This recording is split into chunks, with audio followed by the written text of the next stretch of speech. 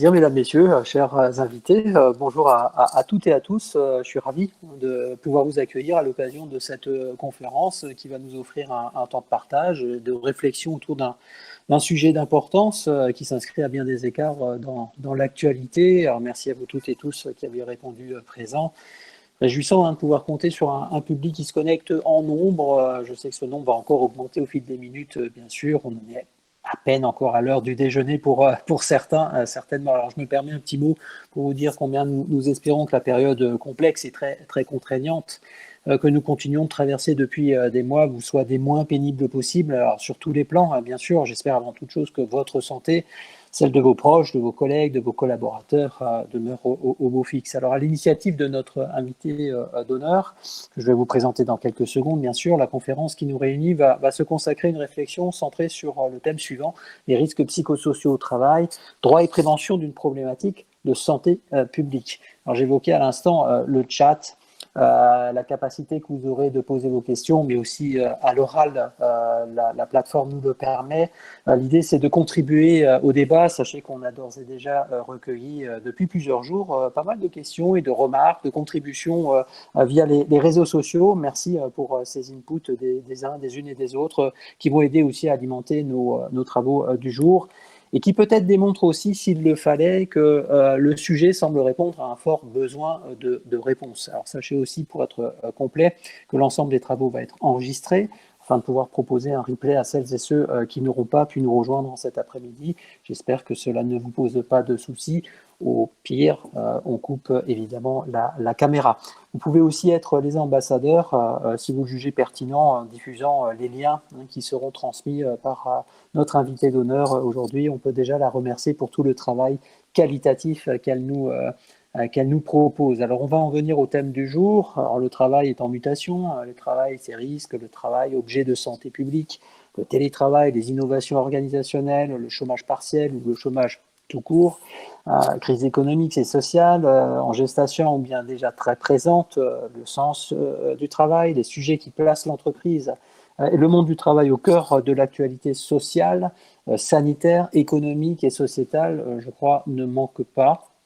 Alors, la pandémie de la Covid-19 et ses conséquences ne sont finalement qu'une révélation d'un fait sociétal assurément beaucoup plus profond. Je crois qu'on sera tous d'accord.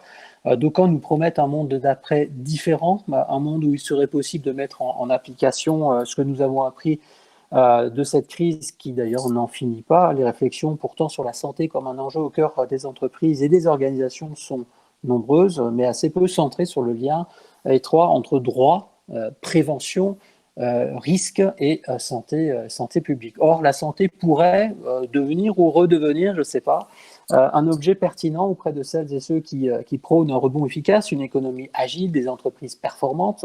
Le rebond tant annoncé, tant attendu ne se fera pas sans la force de travail humaine, dont l'enjeu est qu'elle aborde bien sûr les mutations dans un paradigme renouvelé. Alors dès lors, par le biais d'un ouvrage référence signé par notre invitée d'honneur du jour, Nina Tarouni, l'idée de proposer une vision de ce paradigme renouvelé par un temps de réflexion centré sur une approche, je crois, concrète, apaisée aussi et scientifique, et c'est important, de la santé au travail comme un atout majeur de la santé des organisations, comme atout majeur de la santé publique.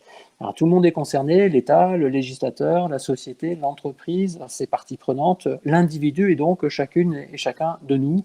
Et c'est sans doute l'une des raisons qui explique que vous soyez là avec nous. Et nous en sommes évidemment ravis. Mesdames, Messieurs, je crois que le cadre de notre conférence est posé, je l'espère parfaitement conforme à vos espérances. Tout est là pour lancer les travaux. Nina Tarouni, bonjour, comment ça va ? Bonjour, très bien, je suis ravie d'être parmi vous et d'avoir autant de participants à cette conférence. Alors nous sommes vraiment très heureux de vous accueillir pour cette heure de partage. J'espère n'avoir pas dit trop de bêtises en posant les jalons de la discussion que je voudrais engager avec vous et notre public, votre public. Mais juste avant, permettez-moi de dire quelques mots sur vous pour que nos invités puissent apprécier l'expertise sur laquelle vous allez appuyer votre propos. Vous êtes juriste, titulaire d'un doctorat obtenu en 2018, spécialisé en droit et prévention des risques psychosociaux au travail, et vous êtes aussi préventeur, et j'ai mis un E, préventeur certifié. fondatrice et dirigeante de votre cabinet d'expertise et de conseil Global Impact. Vous exercez votre activité en qualité d'experte indépendante en France, mais aussi à l'international. Au sein de ce cabinet conseil spécialisé dans l'amélioration des conditions de travail et plus spécifiquement le droit et la prévention organisationnelle des risques psychosociaux. Alors votre credo, associer des connaissances scientifiques issues de la recherche universitaire et l'action de terrain, alors valorisé par 10 ans d'expérience de terrain, quand même, respect, pour faire progresser la santé au travail et en faire un enjeu de santé publique. Alors, je reviens juste un instant sur votre thèse de doctorat pour indiquer donc qu'elle a donné lieu à la publication d'un ouvrage, celui qui nous réunit aujourd'hui, ouvrage paru en 2020 chez l'Harmattan sur une thématique dont vous êtes dit qu'il faudrait la partager au plus grand nombre à l'occasion de la conférence d'aujourd'hui. On parle des risques psychosociaux au travail, de droit, de prévention et de santé publique. C'est ce qui nous amène à être rassemblés aujourd'hui. On vous en remercie chaleureusement. Alors, cher public, j'espère que vous êtes maintenant bien en place. J'imagine qu'il y a encore des personnes qui nous rejoignent, que vous prendrez autant de plaisir à apprécier les prises de parole que moi, je vais en avoir à les conduire. Bienvenue à celles et ceux qui nous rejoignent. Vous êtes vraiment sur la bonne chaîne. Vous avez choisi le meilleur programme pour ce début d'après-midi. C'est sûr et certain. Alors, mesdames, messieurs, permettez-moi aussi de présenter tout de suite notre second invité qui va jouer un rôle important, celui de discutante, comme on dit, entre universitaires, qui nous permettra de mettre en perspective les analyses expertes de Nina Tarouni et pourquoi pas un peu de controverse pourquoi pas, ça peut s'avérer nécessaire. Et si ça se passe dans la convivialité, ce dont je ne doute pas, ce sera évidemment positif. Bonjour Chantal Villota-Germain, comment ça va? Bonjour, bonjour à toutes et à tous. Ça va? Merci, je vais très bien. Je suis très contente d'être ici. Alors en fait, je crois que vous aviez énoncé l'ensemble des champs sur lesquels je suis, que sont la RSE, la santé qualité de vie au travail, l'approche globale Alors ça tombe des bien, j'ai encore RH. rien dit, mais donc c'est bien, vous vous présentez, c'est parfait.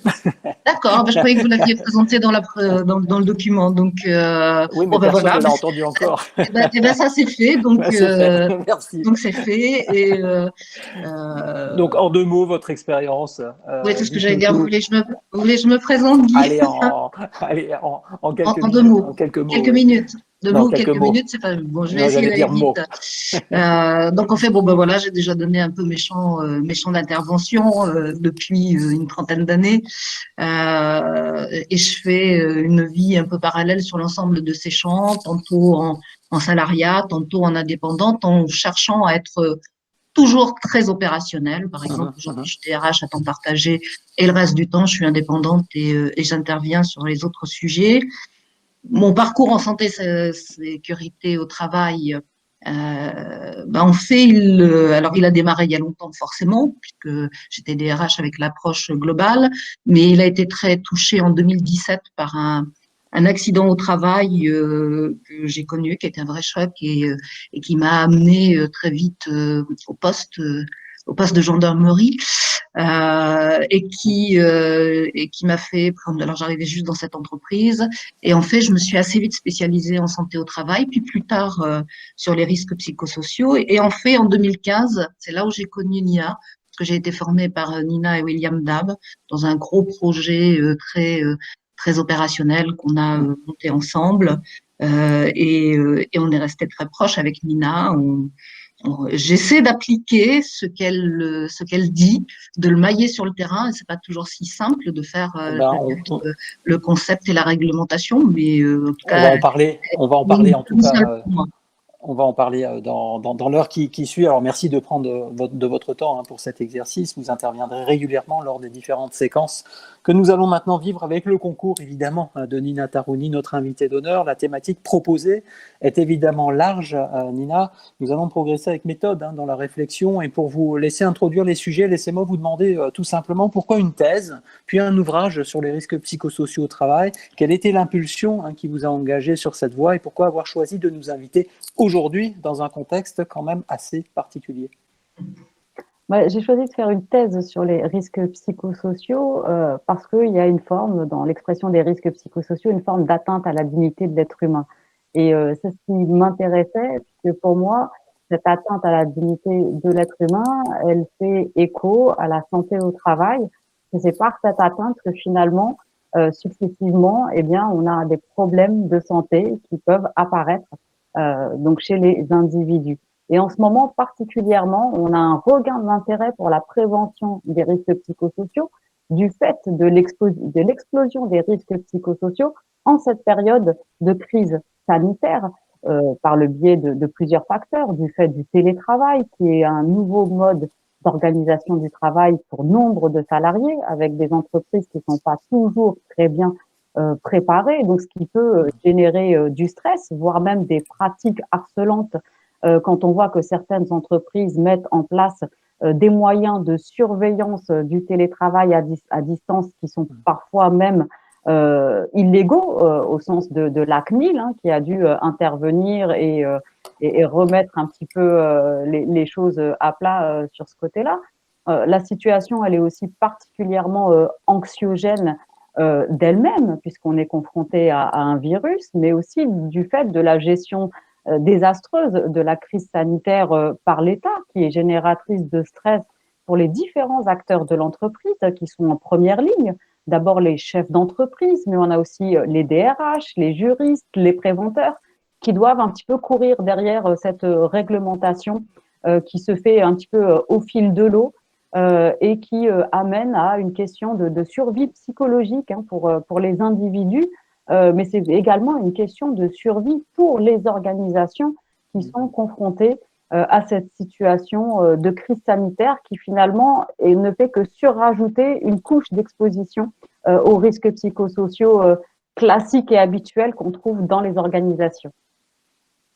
Chantal Villotta-Germain, j'imagine que vous vous reconnaissez dans ce panorama que nous présente en introduction Madame Tarouni. Vous intervenez au quotidien auprès des dirigeants, des salariés, que ce soit des grandes ou des petites structures. Quels sont vos constats? Alors, d'abord, la règle du jeu aujourd'hui avec Nina, mais comme souvent dans nos échanges, c'est d'être dans la convergence et la divergence. Et je vais un peu jouer ce jeu-là et en même temps. Alors, je suis forcément d'accord avec ce que dit Nina. Globalement, et c'est ce que je constate et c'est ce que je vis. Et en même temps, je nuance un petit peu le propos sur la gestion désastreuse, entre guillemets, des entreprises. Mon rôle est d'être à l'interface entre l'humain et l'économique et d'essayer de faire concilier tout ça. Et dans beaucoup d'entreprises que je connais, mais moi j'interviens beaucoup dans le monde de la TPE et de la PME, je trouve que pendant cette crise sanitaire, beaucoup d'entreprises ont fait le job. Et ce que je vis aujourd'hui au quotidien aussi, c'est une pression très forte des salariés qui ont envie de revenir, qui nous demandent de revenir pour des tas de situations, revivre le collectif au travail, prendre l'air, parce que chez eux, ils n'ont pas assez de place. Et ça nous a amené aussi à prendre connaissance dans certaines entreprises que j'accompagne de choses qu'on ne mesurait pas, par exemple la violence conjugale, et donc des femmes qui veulent revenir au travail parce que c'est trop complexe et ça, finalement, c'est pas quelque chose que les employeurs avaient forcément mesuré et sur lequel ils n'ont pas forcément toujours les outils pour pouvoir agir maintenant sur ces situations-là. Donc voilà, mais forcément, globalement, je suis d'accord avec ce que dit Nina. Nina Tarouni, quels sont les révélateurs des risques psychosociaux? Quelles analyses êtes-vous amené à faire? Je crois que c'est un peu le cœur de votre propos, en tout cas en ouverture de cette conférence. Est-ce que vous pouvez étayer un petit peu ces éléments révélateurs? Oui, en fait, comme je le disais, donc, il y a un regain d'exposition des travailleurs. J'utilise volontairement le terme de travailleurs pour inclure toutes les populations qui travaillent aujourd'hui, qu'ils soient salariés, qu'ils soient fonctionnaires, qu'ils soient indépendants et même employeurs, puisque eux-mêmes sont exposés à des risques psychosociaux du fait de la gestion de l'entreprise, du fait de la gestion d'êtres humains au travail. Et donc, comme je le disais en propos préliminaires, donc les risques psychosociaux dans lesquels j'inclus donc le stress au travail, le harcèlement moral, le harcèlement sexuel, les discriminations et les violences au travail, ce sont une forme d'atteinte au droit et au respect à la dignité de l'être humain. Il faut savoir que le droit à la santé, dans la hiérarchie des normes juridiques, c'est un droit fondamental, c'est-à-dire qu'il est tout en haut de la pyramide, puisqu'il fait directement écho finalement à la vie de l'individu. Porter atteinte à sa santé, c'est aussi avoir des conséquences sur la vie de l'individu. Et donc, ça porte atteinte non seulement donc à ce droit qui est fondamental, mais aussi à la santé publique, puisque nous sommes tous amenés un jour ou l'autre à faire partie de la population des travailleurs. Et c'est aussi révélateur finalement très souvent de dysfonctionnement organisationnel. Et en cette période particulière, quand on regarde les dernières statistiques qui ont été faites, où on a plus de 60% des travailleurs qui se disent en détresse psychologique, c'est aussi parce qu'il y a une part des organisations qui n'ont pas assez travaillé sur ces questions d'exposition aux risques psychosociaux. Et finalement, les salariés, les travailleurs étaient déjà dans une situation d'insécurité psychologique et finalement, l'élastique était déjà assez bien tendu et il se tend encore plus et donc au bout d'un moment, l'individu craque et on a un regain comme ça de cette exposition des travailleurs à mettre toujours en parallèle avec des dysfonctionnements organisationnels qui sont susceptibles de mettre les travailleurs en face de risques d'atteinte à leur santé et à leur dignité au travail. On sent une évolution sur ces 10 dernières années parce qu'on a l'impression qu'il y a, à vous écouter en tout cas, qu'il y a un accélérateur. Alors bien sûr, il y a la crise qu'on traverse, mais il y a quand même pas que cet élément-là. On a l'impression que plus globalement, d'ailleurs, quand vous avez écrit votre thèse, la pandémie, en tout cas celle-ci, n'existait pas. Et on sentait déjà dans vos propos, dans vos textes, qu'il y avait une recrudescence. Mais c'est lié à quoi finalement ? C'est lié beaucoup au mode d'organisation et de management. J'ai eu l'occasion, en fait, dans mes travaux, de comparer la situation française avec la situation de d'autres pays en Europe ou en Amérique du Nord, aux États-Unis et au Canada.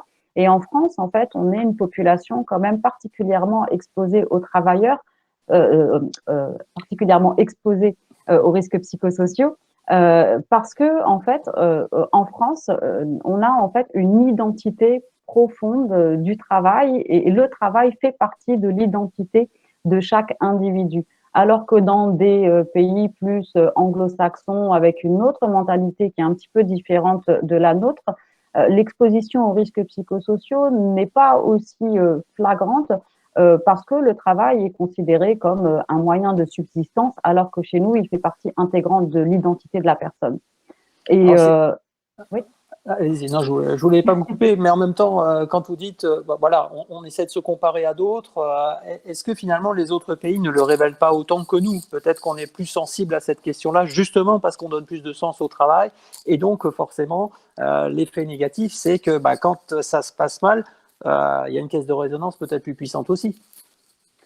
En fait, je pense que c'est comparable entre ce qu'annoncent les chiffres en France et ce que peuvent annoncer d'autres pays. Je pense que voilà, toutes ces données nous permettent aujourd'hui d'avoir un paysage global de ce qu'est l'exposition aux risques psychosociaux dans différents pays. Mais je pense pas que ce soit uniquement parce que en France on s'y intéresse plus, je veux dire, dans d'autres pays, dans tous les pays aujourd'hui, enfin dans de nombreux pays, ceux que j'ai eu l'occasion d'étudier dans mes travaux de thèse, que ce soit en Europe ou donc en Amérique du Nord, on s'intéresse beaucoup à ces questions-là de risques psychosociaux et de la prévention des risques psychosociaux, parce que ça amène à plusieurs enjeux. On pense à l'enjeu, bien sûr, humain en premier, mais il y a aussi des impacts économiques, des impacts sociétaux, des impacts globalement sur toute la société, avec des répercussions sur toute la société finalement. Chantal Villota-Germain, Madame Tarouni là, nous parle de ce regain d'exposition des travailleurs aux risques psychosociaux, avec l'analyse qu'elle vient de porter. Quelle est votre réaction à ce stade ? Qu'est-ce que vous observez ? Comment vous souhaitez peut-être amener un peu de contradiction aussi dans ce propos ? Sur ce propos-là, je ne sais pas si je serai en contradiction, je serai peut-être en complément. Dans ce que disait tout à l'heure Nina, C'est vrai que moi, quand j'arrive dans l'entreprise, quand je parle au chef d'entreprise, je lui dis qu'une entreprise qui performe en santé est une entreprise qui performe tout court Mm. et que l'inverse est vrai. Donc ça peut être une question de choix. Et quand j'entendais Nina, ben, c'est vrai que dans mon intervention, moi, j'essaie de ne pas arriver qu'avec la part souffrance au travail, risque psychosocial, risque juridique, mais aussi amener tout ce que ça peut avoir en termes d'enjeux, d'opportunités. Puis aujourd'hui, on commence à avoir des études, dont certaines qui sont bien citées dans le livre de Nina, qui peuvent permettre de donner cette vision un peu globale et systémique. Dans ce que j'entendais que disait Nina aussi, sur lequel je voudrais peut-être appuyer plus fortement Je vous en prie. encore, c'est la notion des dirigeants. Euh, bon, j'ai beaucoup suivi depuis longtemps les travaux d'Amarok. Et même avant les travaux d'Amarok, je commence à travailler sur la santé des dirigeants, qui est assez complexe, qui, pour moi, doit faire partie du système. C'est-à-dire qu'on ne peut pas étudier que le corps et pas la tête. Et qu'aujourd'hui, je les trouve particulièrement en souffrance encore plus. Alors, je vis dans cette belle région de Nouvelle-Aquitaine, où il s'est fait pas mal de choses pendant la crise. Et j'aimerais bien que ce ne soit pas qu'un sujet de crise, mais que ce soit un sujet globalement, parce que Global.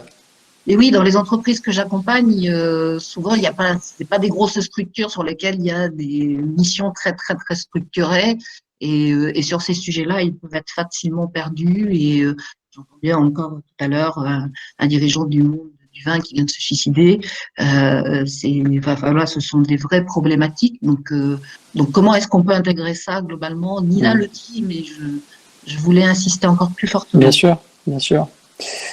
Tout ceci nous engage vers une question centrale. Alors, c'est pas la juriste experte que vous êtes qui me contradira, ou alors très peu, hein, mais vous pouvez évidemment, vous êtes chez vous. Il s'agit de la responsabilité, ou plutôt des responsabilités. Nina Taroni, comment est-ce qu'elles sont réparties entre les différentes parties prenantes? Je parle des autorités, hein, des entreprises, des individus. Quels sont les constats que vous faites sur cette question qui est stratégique?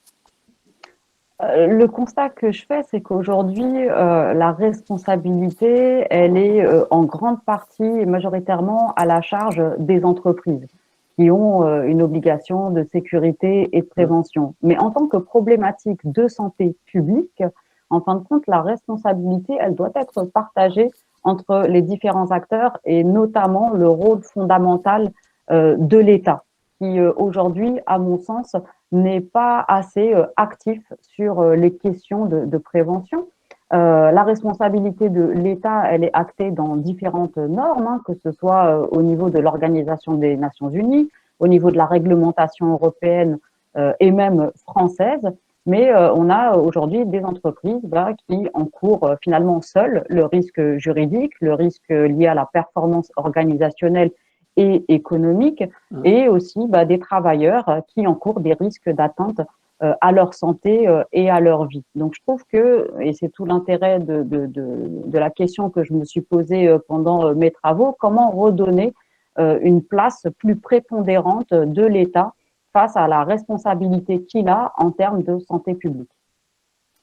Ce qui dégage un petit peu le dirigeant d'entreprise de cette responsabilité? Ou est-ce qu'on déporte le sens de la responsabilité? Comment Finalement, je fais pas. exprès, hein, je provoque un peu, mais pour lancer la Mais discussion. il ne s'agit pas de déresponsabiliser les entreprises de leur rôle, mais il s'agit d'aider finalement ces entreprises à faire de la prévention. Un chef d'entreprise, c'est pas un spécialiste de la santé, sécurité au travail. Parfois, il a même jamais entendu parler du document unique d'évaluation des risques professionnels qui est obligatoire à partir d'un salarié. Et j'allais dire, c'est pas le cœur de son métier. Donc la prévention, elle doit aussi venir des acteurs de l'État pour aider les entreprises non seulement à respecter leurs obligations, mais aussi à prendre soin de la santé et de la sécurité au travail avec des acteurs qui existent aujourd'hui pour certains d'entre eux, l'inspection du travail, la médecine du travail, le rôle des préventeurs, les rôles des représentants du personnel aussi, mais qui peuvent être parfois un petit peu démunis ou ne pas trouver les relais nécessaires à l'action de la prévention.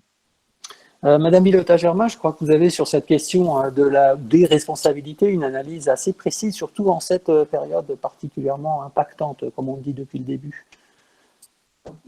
Alors, précise, je sais pas, en tout cas, j'ai un point de vue, mais alors je trouve que c'est important que Nina, moi quand j'ai relu l'ouvrage de Nina, je trouvais que c'était important que ce soit posé là parce que quand on travaille sur la RSE, par exemple, on regarde globalement l'importance des États dans la santé au travail. Et puis après, quand on redescend sur le terrain en France, Mm. effectivement, dans l'entreprise, cette impression que de plus en plus la responsabilité est transférée à l'employeur. Et c'est vrai que dans les entreprises que j'accompagne, moi, je les vois souffrir de la complexité juridique. C'est-à-dire que c'est difficile à digérer, malgré tout. C'est pas leur compétence première. Enfin, je ne sais pas si vous voulez connaître mon temps de veille, moi, personnel, tous les jours, mais je pense que tous les dirigeants ne peuvent pas se permettre d'avoir ce temps de veille-là sur ces sujets-là. Et puis, en plus, parfois, l'État reprend la main. On l'a vu là ces derniers temps, et donc l'entreprise qui essaie de bien faire, pas, hein, parce que je fais l'avocat du diable, mais je rencontre tout type d'entreprise très concrètement, parfois est encore plus perdu. Donc, je trouve que l'éclairage là qui est donné là, parfois la directe est pas bien perçue par l'entreprise, la CARSAT est pas bien connue, les ARAC est totalement inconnu. Et donc oui, il y a des acteurs pour aider, puis il y a les IPRP, on en reparlera peut-être. Faut-il encore avoir réussi à identifier ce paysage d'acteurs? Et les chefs d'entreprise que je connais aujourd'hui, ils ont le nez sur leur carnet de commandes et leur carnet de commandes, il dépasse pas forcément une semaine. Donc, comment est-ce qu'on peut effectivement venir les aider sur ce sujet-là, de leur responsabilité, parce que là, je suis d'accord par rapport à votre provocation, il faut pas leur enlever leur responsabilité. Au contraire, il faut les aider à prendre leurs responsabilités. On en vient peut-être plus précisément au sujet plus large de la santé au travail, dont vous le dites souvent, Nina Taroni. Je vous ai bien lu hein, qu'il s'agit du maillon faible. Je mets des guillemets bien sûr, mais ce sont vos guillemets de la santé publique. L'idée n'est ici évidemment pas de chercher à polémiquer, mais tout de même, les mots sont forts, ils ont un sens. Est-ce que vous pourriez développer cet aspect plus clairement, ce qui nous permettra assurément d'imaginer avec vous des réponses nouvelles qu'il faudrait sans doute imaginer. Je sais que vous en proposez. Est-ce qu'on pourrait passer un temps sur cet élément-là, s'il vous plaît? Oui, pour moi, c'est effectivement la santé au travail, c'est le maillon faible hein, de la santé publique, puisqu'il ne dispose pas des mêmes moyens que les autres volets de la santé publique. On a des entreprises et des acteurs de la prévention qui sont parfois démunis par manque de connaissances, par manque de moyens globaux. Pour rebondir sur ce que disait Chantal, c'est vrai qu'il y a des acteurs de la prévention qui sont méconnus. Hein. Les CRAMIF, CARSAT, j'ai beaucoup d'entreprises qui ne les connaissent pas. L'ANACT et les ARACT encore moins. Il y a aussi, à part ce manque de moyens et de connaissances, des entreprises qui fonctionnent quand même sur des modèles organisationnels attentatoires à la santé et à la dignité des individus. Aujourd'hui, ça se révèle beaucoup sur les réseaux sociaux et par la création de différents hashtags. Je sais pour certains d'entre vous, peut-être que vous les connaissez, mais sur Instagram, il y a plusieurs comptes, Balance ta startup, Balance ton agency, Balance ton stage, où on voit qu'il y a des entreprises qui ont quand même des modèles organisationnels très attentatoires à la santé au travail. Et même quand on regarde le procès emblématique qui a été celui de France Télécom avec la reconnaissance du harcèlement institutionnel, moi, la question que je me posais pendant toute la période de souffrance au travail depuis 2008 avec la création de l'Observatoire du stress au travail de France Télécom, combien a-t-il fallu de morts et pour quelle prévention aujourd'hui? Puisque finalement, j'ai encore des salariés de cette entreprise, comme dans d'autres, qui sont toujours en proie à de la souffrance, à du mal-être au travail, à des désordres organisationnels dont ils pâtissent encore tous les jours. Et l'ensemble de ces dysfonctionnements au niveau des entreprises a un coût social exorbitant, que ce soit pour les entreprises elles-mêmes, pour les comptes publics, pour la société, pour les individus. Chacun, à son niveau, est impacté par l'exposition des salariés, des travailleurs aux risques psychosociaux et aux risques professionnels de manière globale. On a aussi, Allez-y, pardon, allez-y. on a aussi une organisation de la prévention finalement qui est distincte des autres risques d'atteinte à la santé publique. Il faut savoir que la santé publique, elle est régie aujourd'hui par ce qu'on appelle des vigilances sanitaires qui existent dans d'autres domaines de la santé et qu'on ne retrouve pas en matière de santé au travail. Alors on va y venir, j'ai failli vous interrompre, pardon, pour que vous qualifiez peut-être quelques secteurs dans lesquels il y a des problématiques que vous avez repérées. Alors on ne va pas citer de nom d'entreprise, bien sûr, mais dans les secteurs, je vois par exemple dans le chat qui fonctionne plutôt pas mal, une personne qui nous dit le BTP est en souffrance et les RPS ne sont que très peu traités. Un tabou dans ce milieu, c'est révélateur. Oui, tout à fait. Enfin, il y a certains milieux comme celui du BTP où encore plus on ne parle pas de santé mentale, on ne parle pas de cette exposition aux risques psychosociaux parce que ça fait un peu peur, parce qu'on a l'impression que ça fait passer dans la tête des individus et que finalement c'est une sphère privée. Mais vous avez raison, enfin, dans le BTP, mais il y a aussi d'autres secteurs qui sont encore plus en proie aux risques psychosociaux avec une dégradation forte des conditions de travail ces dernières années, qui est par exemple le milieu hospitalier. C'est Ça sûr fait que des l'époque n'est années, pas bonne.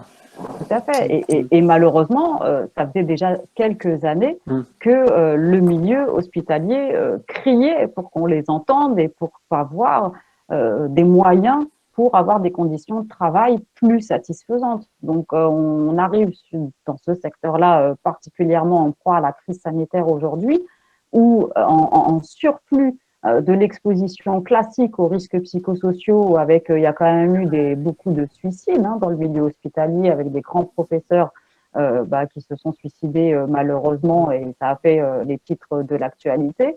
Et on a aujourd'hui, voilà, de nouveau cette situation sanitaire qui ajoute son lot de risques psychosociaux. Et aujourd'hui, dans ce milieu-là, il y a énormément de démissions et de personnes qui quittent ce secteur-là parce que c'est une question de vie ou de mort presque. Bien sûr.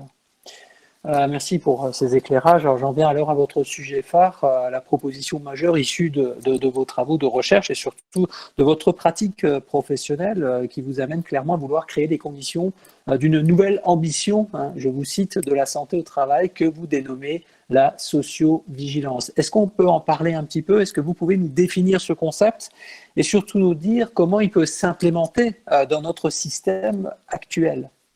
En fait, la socio-vigilance, pour moi, c'est la réponse institutionnelle à l'exposition aux risques professionnels. Donc, en fait, c'est l'action de l'État qui doit prôner, que doit prôner l'État pour essayer d'accompagner les entreprises dans cette prévention. Donc, comme je vous le disais tout à l'heure, la santé au travail fait partie d'une problématique de santé publique et la santé publique est organisée autour de vigilance sanitaire sur différents sujets.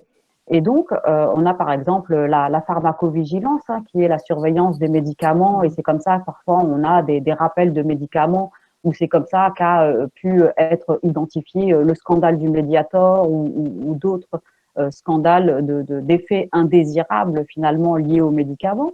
Ça existe aussi en termes de biovigilance, qui est la vigilance dédiée aux organes et aux transplantations d'organes chez l'être humain. Ça concerne 7000 personnes quand on a des millions de travailleurs qui sont exposés à la problématique des risques professionnels. On a aussi des vigilances sanitaires sur la cosmétovigilance, donc les produits cosmétiques qui sont susceptibles de produire des effets indésirables comme des allergies ou autres. Il y a une plateforme sur Internet où vous tapez cosmétovigilance et vous pouvez faire une déclaration d'effets indésirables. Et je trouvais finalement que la santé au travail était le parent pauvre finalement de la santé publique puisqu'elle ne disposait pas d'une vigilance sanitaire spécifique, alors que l'État a des données, ou en tout cas peut recueillir des données qui finalement permettraient à l'État et aux acteurs de la prévention institutionnelle d'intervenir auprès des entreprises sans forcément attendre de sollicitations, soit de la part de l'entreprise, soit de la part des salariés.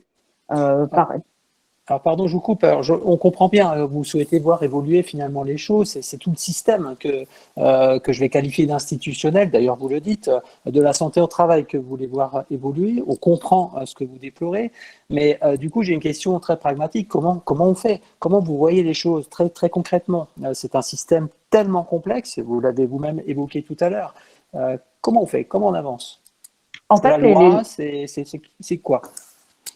alors oui, d'abord, il faudrait une réforme législative assez Mhm. importante et un peu plus ambitieuse que celle qu'on nous propose aujourd'hui pour remettre les acteurs de la prévention au cœur de ce système.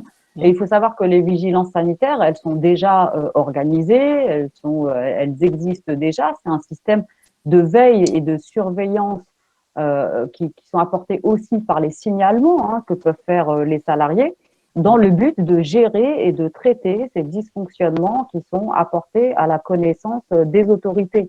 Par exemple, si je prends des exemples concrets sur les données que l'État peut déjà avoir aujourd'hui, que ce soit au niveau de l'URSSAF, de la sécurité sociale, des déclarations des médecins du travail, des signalements qui sont faits à l'exposition des salariés à l'inspection du travail, on a déjà un certain nombre de données.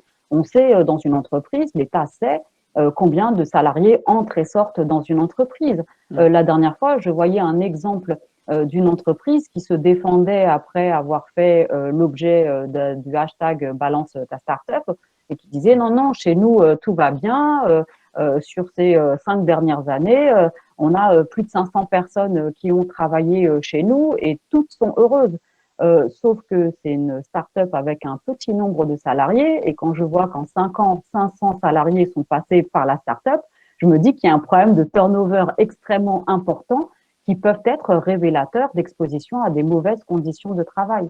Donc en fait, utiliser aussi ces données que l'on peut avoir pour agir en prévention et le plus tôt possible au lieu d'attendre que ce soit finalement soit l'entreprise qui fasse appel à ces tiers acteurs préventeurs, soit parce qu'elles sont dans l'obligation de le faire, soit parce qu'il y a un recours en justice qui oblige à prendre en compte ces enjeux en interne. Du coup, est-ce que vous soutenez, je reprends la question qui est posée sur le chat par l'une des personnes qui nous suit, est-ce que vous soutenez l'idée de la création d'une agence, une autorité publique, à l'instar de la HAS, la Haute Autorité de Santé, par exemple? Oui, pour moi, en fait, c'est fondamental que la santé au travail fasse l'objet d'un pilotage par une autorité, mais à la différence de la HAS, il faudrait que ce soit une autorité indépendante. Pourquoi indépendante? Parce que les acteurs fondamentaux de la prévention de la santé au travail, que sont les médecins du travail et l'inspection du travail, doivent être indépendants de par leur statut qui leur est reconnu par les instances internationales, que ce soit l'Organisation internationale du travail ou dans notre législation interne. Ce sont des acteurs qui doivent être indépendants et qui aujourd'hui ne sont pas toujours si indépendants que ça. On a le débat sur la médecine du travail et qui sont finalement parfois salariés. Donc on se pose la question de quelle indépendance quand on est finalement salarié de l'entreprise. Il y a même régulièrement des débats sur l'indépendance de l'inspection du travail, avec notamment, on a vu l'exemple d'un inspecteur du travail qui, voulant faire de la prévention, eh bien, a été attaqué par son autorité de tutelle, le ministre du Travail. Donc finalement, il me semble extrêmement important que la santé au travail soit pilotée par une agence indépendante et ne serait-ce que pour éviter finalement que les aléas politiques et les choix politiques puissent mettre à l'écart l'intérêt pour la santé au travail.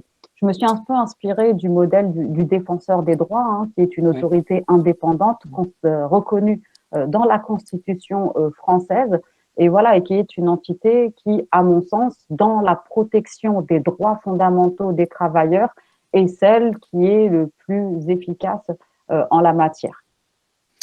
Chantal Villotas-Germain, sur ce point précis de l'organisation institutionnelle de la santé au travail, quelle est votre vision?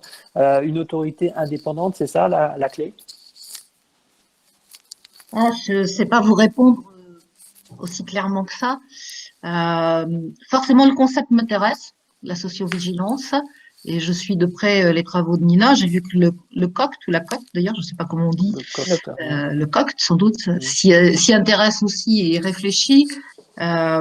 Sur cette notion de différents acteurs, moi j'y reviens quand même parce que je crois beaucoup à la convergence des acteurs, c'est-à-dire que je voyais des choses passer aussi dans le chat et faut sans doute pas oublier ce qui a été fait par un certain nombre de gens. Alors j'ai vu Légeron, j'en ai vu d'autres de jour, Klaus donc partir de ce qui existe, mais aussi j'ai été assez marquée moi par la façon dont dont ont été menées les premières négociations après le premier rapport Lecoq.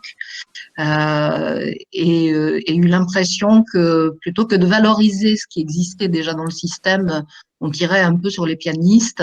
Donc cette notion de convergence et de connaissance des acteurs déjà existants pour accompagner les entreprises, pour accompagner le système de santé au travail et les travailleurs, me semble quand même le premier point et peut-être complémentaire à la sociovigilance. Alors, la gestion de la data, je suis pas encore complètement à l'aise avec la gestion de la data, mais je vais peut-être m'y faire, j'en sais rien. En tout cas, je trouve que la notion est intéressante dans le concept. À partir du moment où à la fois on valorise ce qui existe déjà au niveau des acteurs et on ne fait pas la même course à l'envers qu'on a pu faire après le premier rapport Lecoq, et peut-être à côté effectivement une entité, j'aime bien le mot d'indépendance, et je crois aussi qu'au-delà de faire connaître les acteurs, il faut sans doute les professionnaliser. Moi, dans les petites entreprises où j'interviens, dans les plus petites, quand un IPRP est déjà passé, parfois je constate des choses assez ahurissantes et je me dis que les IRP devraient avoir une obligation et sans doute une gratuité d'être formés de façon permanente et qu'il n'y ait pas d'obsolescence des compétences et des connaissances et qu'on soit sûr qu'il y ait le bon socle parce que des dirigeants ont fait confiance, ont eu l'impression même qu'ils pouvaient déléguer. Je vois des documents uniques qui sont des copier-coller. Donc voilà, donc moi je vois les choses à 3 niveaux, parce que je suis pas encore à l'aise avec le concept de sociovigilance, c'est-à-dire la professionnalisation des acteurs, mieux connaître les acteurs qui existent déjà et les faire converger ensemble. Et puis peut-être oui, effectivement, cette notion, j'entendais le CACT en débattre, cette notion de sociovigilance m'interpelle beaucoup dans cette notion d'indépendance. Ça, c'est clair. Je vois l'heure qui tourne, mesdames, vous êtes précises et passionnantes, mais je voudrais aussi qu'on confronte vos propos aux réactions de nos auditeurs, des personnes qui sont là pour vous. Il y a pas mal de choses qui se passent sur le chat, mais on peut peut-être vous donner la parole. On aimerait aussi entendre vos voix, mesdames, messieurs. Est-ce que vous souhaitez interpeller nos deux éminentes intervenantes? Sinon, bien sûr, je peux me reposer sur le chat, mais enfin, mettons un peu de vie dans tout ça. Qui souhaite prendre la parole? Oui, moi. Bertrand Fauquenot. Oui, je peux parler? Je vous en prie, allez-y. Oui, donc moi, je voudrais simplement souligner que dans les propos introductifs des deux intervenantes, j'ai eu peur qu'on confonde très fortement la santé au travail, qui est un système paritaire qui se négocie tous les 10 ans ou tous les 20 ans, peu importe, et la santé publique. Et en plus, un 3e degré ou un 3e niveau, c'est les négociations des employeurs publics, donc pour les fonctionnaires d'État, pour les collectivités territoriales et pour les hospitaliers, qui, comme dans le privé, négocient les termes, les outils, les instruments de la santé au travail et de la prévention des risques professionnels. Voilà, c'était une première réaction, mais ensuite, ce que je trouve intéressant dans la négociation, l'accord national interprofessionnel qui a eu lieu sur la santé au travail, c'est qu'on a cherché à renforcer la prévention, même si les services de santé au travail interentreprises ne savent pas trop bien faire, ou le font de façon très théorique. On a pointé en fait un défaut français d'effort national et particulier des employeurs en matière de prévention des risques professionnels au sens très très large, hein, prévention des risques professionnels physiques et mentaux, etc., etc. Voilà. Merci.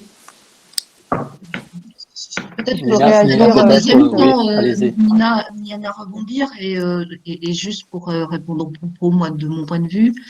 Euh, donc oui, effectivement, on est bien d'accord sur le fait, en si peu de temps, on ne peut pas reprendre tous les principes de comment est négociée la santé au travail en France.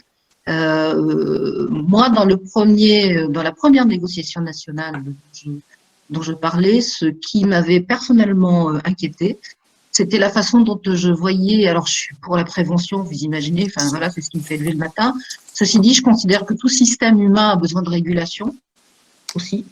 Et alors, si j'ai beaucoup pris tout à l'heure la parole, peut-être d'un côté défensif des dirigeants, c'est aussi parce que quand ils iraient au mieux et qu'ils seront mieux formés, peut-être que ça ira mieux aussi dans le système. Mais je crois aussi qu'il faut qu'il y ait de la régulation dans tout système. Et quand je voyais que on avait des tentations d'enlever ce côté de régulation à la CARSAT, par exemple, alors qu'on sait que le nombre d'injonctions en France, il est pas si important que ça.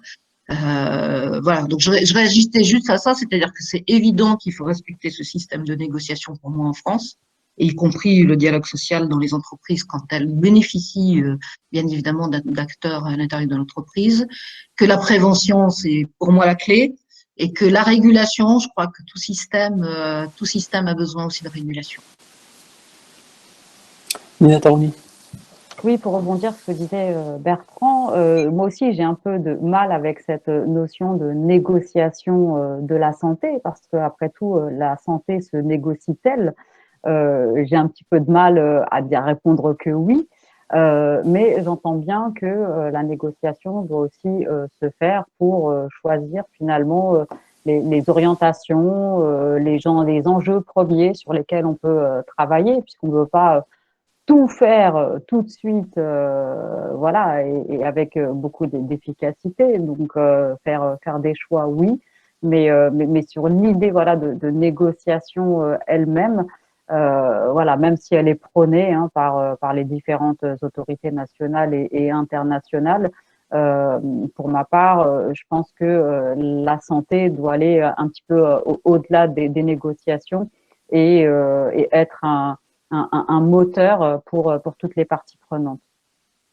Nina Tarouni, qui est-ce que vous mettez dans votre autorité indépendante? C'est qui des acteurs qui doivent y siéger? C'est une question qui revient aussi sur le. En fait, le but de cette autorité, hein, ce n'est pas finalement de mettre à part, de faire table rase de tous les acteurs qui existent aujourd'hui, mais pour reprendre les propos de Chantal, c'est de les faire converger ensemble pour travailler dans le cadre d'équipes pluridisciplinaires, parce qu'il me semble important que quand l'inspection du travail, par exemple, intervienne dans une entreprise pour procéder à des constats, faire des procès-verbaux sur les manquements d'une entreprise, que derrière, il y ait une équipe de préventeurs pour mettre en place cette prévention. Donc, en fait, elle reprendrait, il y aurait plusieurs pôles. Il y aurait des pôles de contrôle hein, qui seraient réalisés par donc l'inspection du travail et les contrôleurs de sécurité auprès des CARSAT CRAMIF. Il y aurait le pôle prévention qui est aujourd'hui un petit peu éparpillé finalement entre les CARSAT CRAMIF, entre les IPRP, entre les ANACT et ARACT également. Et puis, il faut aussi un pôle recherche avec l'INRS. L'INRS, dont on sait aussi qu'elle est menacée depuis quelque temps. Voilà, à la remettre aussi au cœur de cette autorité indépendante pour que finalement, on ait une seule porte d'entrée unique, qu'elle soit pour les entreprises ou pour les travailleurs, au lieu d'avoir aujourd'hui un pléthore d'acteurs dont on n'a pas forcément connaissance en tant qu'employeur et dirigeant. Voilà, il me semble de faciliter les choses pour les entreprises et pour les travailleurs, pour savoir, ils n'auront pas besoin de savoir qui saisir ou d'avoir un socle de connaissances minimales qu'ils n'ont pas toujours, mais c'est d'aller frapper à une porte, celle de cette autorité indépendante, pour voilà, faire appel à l'acteur qui sera le plus adéquat pour répondre à la question ou à la problématique qui est rencontrée par l'entreprise. Quelque chose de visible. Quelque Comment? chose de visible par tous. Oui, c'est ça, tout à fait. Parce qu'aujourd'hui, voilà, je me rends compte que les ARAC, les ANAC ne sont pas sollicités suffisamment par les entreprises, mais tout simplement parce qu'elles ne sont pas suffisamment connues. Donc, on connaît l'inspection du travail qui fait peur, on connaît le médecin du travail, voilà, parce que c'est obligatoire et que l'entreprise paye des cotisations sociales, des cotisations pour la médecine du travail. Voilà, mais pour le reste, ça reste dans le cercle restreint de ceux qui s'intéressent à la santé au travail. Alors que, voilà, j'étais étonnée la dernière fois de voir les DRH qui ne connaissaient pas la CRAMIF, l'équivalent de la CARSAT donc en Ile-de-France, qui n'en ont jamais entendu parler. Et voilà, et qui étaient démunis pour faire de la prévention. Je voudrais donner. Allez-y. C'est très rapide. Je voudrais donner l'exemple, un bon et mauvais exemple. Je suis issu d'un master en droit du travail de Paris 2. On ne peut pas dire que ça soit une mauvaise formation, une mauvaise université. Il n'a jamais été question des risques psychosociaux durant ce M2. Voilà, c'était juste un exemple, d'autant plus que nous avons parmi les enseignants de ce master des gens, au moins une personne, qui officie dans le DU DRPS au même Paris 2, dans cette même université.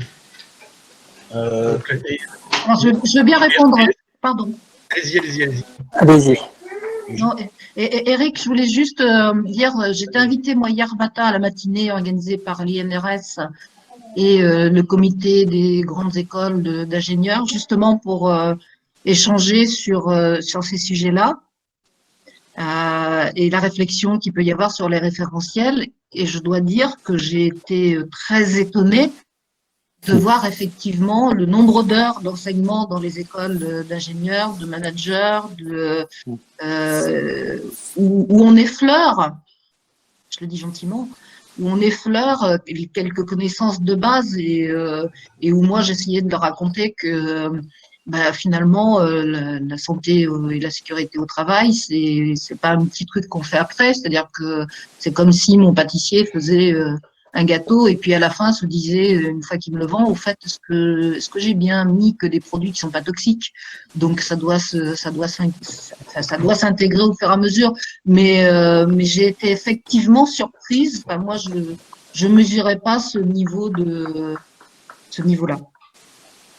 Donc ça vient de là aussi. Ça devrait être obligatoire dans tous les cursus d'ailleurs, pas forcément que les cursus HSE, QHSE. Pour moi, ça devrait être obligatoire dans tous les cursus. Donc il y a deux éléments, parce que le mot formation revient beaucoup dans le chat et c'est logique. Donc il y a à la fois les contenus, les référentiels de formation qui doivent être réévalués bien sûr, et peut-être plus rapidement que les rythmes habituels. Il y a aussi former les acteurs, parce que là aussi il y a un manque criant, à commencer peut-être par les dirigeants, dont on sait très bien qu'ils n'ont pas l'accès pour plein de raisons, pas le temps, etc. Mais comment est-ce qu'on peut avancer sur ces points-là? Ça fait des années qu'on le dit, il y a eu des rapports, je me rappelle, de 2008, je crois, Bertrand, Dab, etc., qui avaient déjà écrit ces trucs-là. Pourquoi on n'avance pas? Ça n'a pas beaucoup avancé, effectivement, et moi je dirais même que dans tous les cursus scolaires, même, il faut intégrer un minimum de socle de compétences, puisque dès le collège, on a certains élèves qui choisissent des voies professionnalisantes et qui donc sont dans la vie active très tôt. Il me semble important que tout le monde soit formé à un socle minimum en santé et en sécurité au travail, puisque la connaissance, elle apporte aussi finalement la possibilité de se défendre dans le cadre voilà, d'injonctions qui sont faites par les entreprises.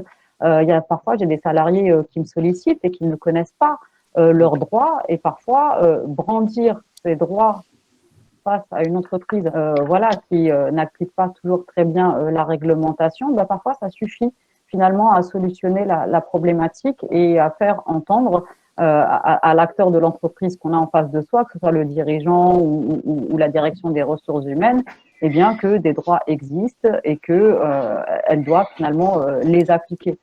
Donc cette connaissance, elle est importante pour soi et elle est aussi importante dans la relation qu'on a avec ses interlocuteurs dans l'entreprise dans laquelle on travaille. Est-ce qu'il y a Est-ce que une je ou peux me deux permettre questions d'intervenir encore? Allez-y, je vous en prie. Oui, je veux bien intervenir. Moi, j'ai une suggestion. Juste en fait, pour vous dire en fait, sur ce qu'il dit, effectivement, depuis 2008-2010 déjà, il y a quand même pas mal de travaux qui ont été réalisés sur ces questions, sur les risques psychosociaux, on a vu justement. Mais moi, il y a juste un point que je n'entends pas, c'est le fameux courage politique en fait de parler de ces questions-là. Parce qu'à un moment, il faut aussi taper du poing sur la table. Effectivement, en 2010, en 2008, on a vu Xavier Bertrand qui l'a fait, qui a poussé les entreprises justement à négocier sur ces questions-là. Est-ce que c'est pas le temps justement avec cette crise? Est-ce que c'est pas l'opportunité justement de réunir tous ces différents acteurs? Parce qu'en fait, on sait quoi faire au final, hein, parce que je pense que les travaux des différentes institutions dont vous avez cité tout à l'heure, que ce soit l'INRS, la CARSAT, ou les autres structures qui travaillent sur la qualité de vie au travail, un petit clin d'œil justement à l'association de Bordeaux qui travaille aussi sur ces questions-là avec Chantal Vidota. Le savoir-faire, il est présent. Le savoir-faire, il est présent.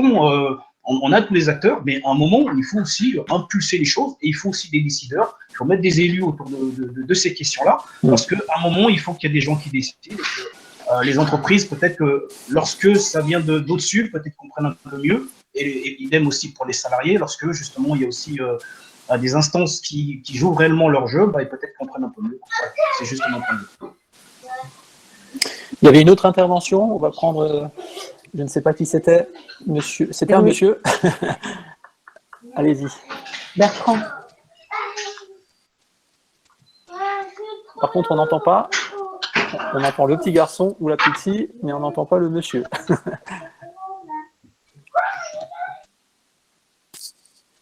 Une fois, deux fois.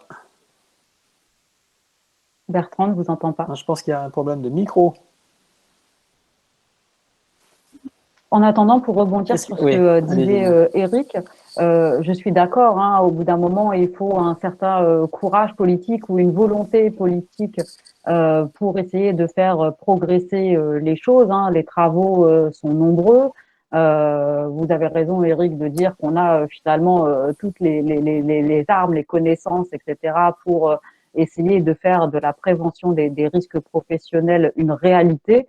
Maintenant, c'est vrai qu'il faut une impulsion et une volonté politique pour mettre en œuvre tout cela. Allez, on prend peut-être une dernière intervention. On va respecter le timing, bien sûr, puisqu'on s'y était engagé. Est-ce qu'on a retrouvé notre interlocuteur ? Notamment juriste.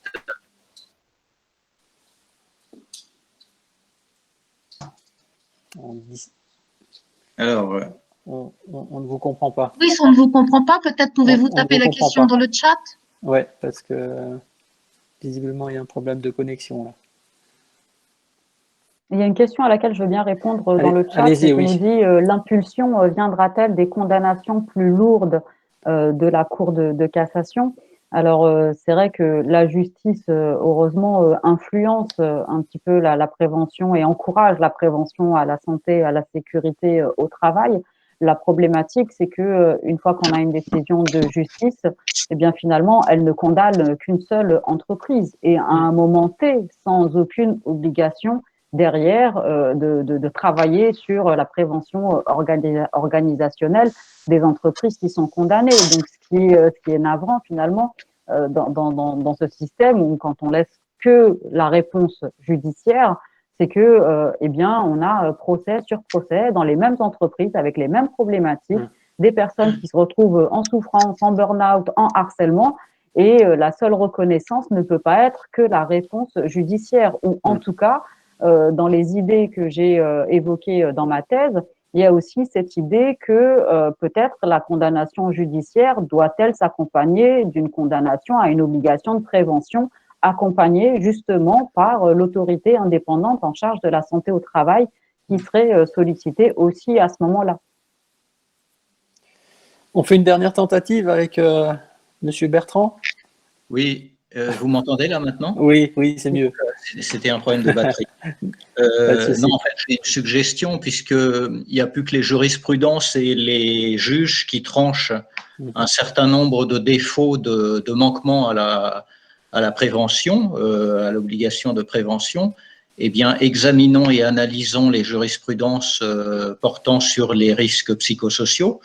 Et on n'en manque pas parce qu'il n'y a pas que Orange, il y a l'ONF, la Poste, peut-être la SNCF, je n'ai pas vérifié, etc. Et en examinant toutes les études et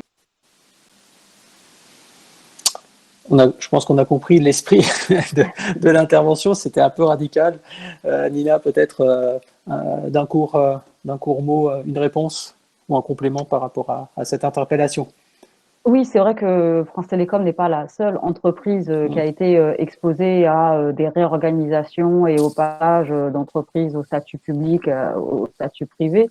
Et c'est vrai que aujourd'hui encore, on a voilà des entreprises où les salariés parlent de nouveau France Télécom.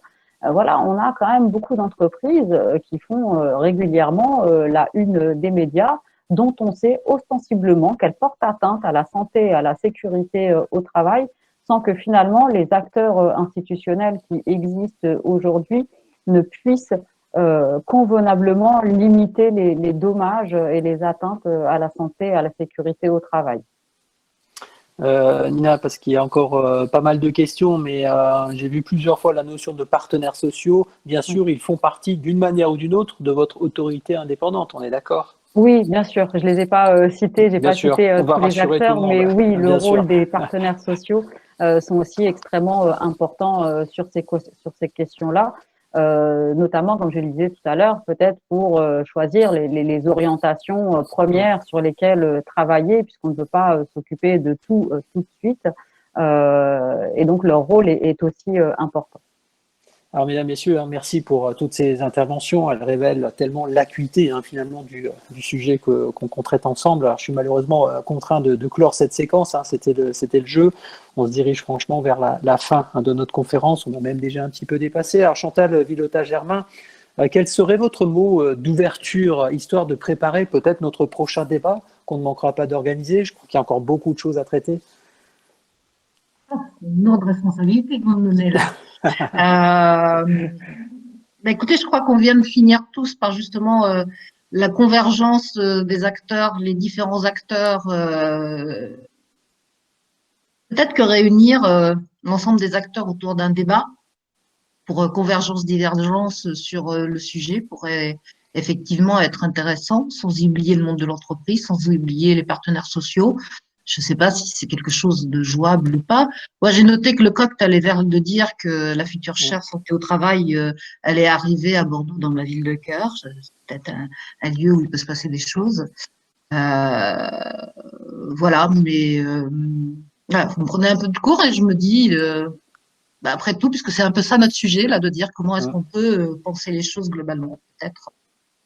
Très bien. Alors, on nous demande le titre de l'ouvrage de Nina Tarouni, donc les risques psychosociaux au travail, droit et prévention d'une problématique de santé publique, paru chez l'Harmattan. On trouve ça dans dans toutes les bonnes librairies.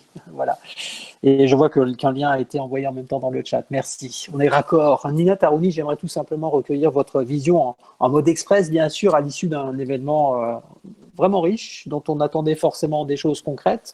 Il est utile, je crois, de tirer un certain nombre d'enseignements. Alors, quelques mots-clés, peut-être retracer les idées clés qui, selon votre approche, militent pour une prise en compte d'instruments juridiques et organisationnels nouveaux dans l'entreprise du XXIe siècle, celle qui traverse le Covid, et avec, évidemment, pour point clé, la sociovigilance. Oui, pour moi, il est vraiment temps de faire évoluer la santé au travail comme une problématique de santé des publics et de lui accorder finalement les moyens de santé publique pour protéger finalement la vie, la santé et la dignité des êtres humains au travail, et de faire converger tous les acteurs, que ce soit l'État avec ses responsabilités ou les entreprises avec leurs responsabilités, pour atteindre finalement des conditions de travail qui soient satisfaisantes pour tous les travailleurs, quel que soit leur statut, sans faire de distinction entre les travailleurs de droit privé, les salariés et les fonctionnaires, voilà, qui ont des obligations et des droits et des devoirs un peu différentes selon l'employeur. Et donc, peut-être que, à mon sens, la sociovigilance et la création d'une autorité indépendante pourrait être une réponse finalement aux problématiques que rencontre aujourd'hui la santé au travail. Nina Tarouni, c'est par ces mots que vous venez de clore ce webinaire que vous avez su rendre avec la complicité de Chantal Villota-Germain particulièrement passionnant. D'ailleurs, tout le monde le dit. Je vois pas mal de mots de compliments dans le chat. Merci à tous et merci à vous, mesdames, pour vos très belles contributions. Alors, ce webinaire sera bien sûr à retrouver en intégralité sur les traditionnelles plateformes web. Vous serez toutes et tous informés de sa mise en ligne par l'organisatrice en chef. Mesdames et messieurs, soyez vous aussi remercier pour votre attention tout au long de cette conférence. J'espère avoir le plaisir de vous retrouver bientôt pour d'autres rendez-vous en physique, en digital, peu importe. Et d'ici là, je vous souhaite une belle activité. C'est pas facile en ce moment, alors courage à nous tous et surtout continuez de bien prendre soin de vous et de tous ceux qui vous entourent. À très bientôt. Merci. Merci à vous. Merci à tous.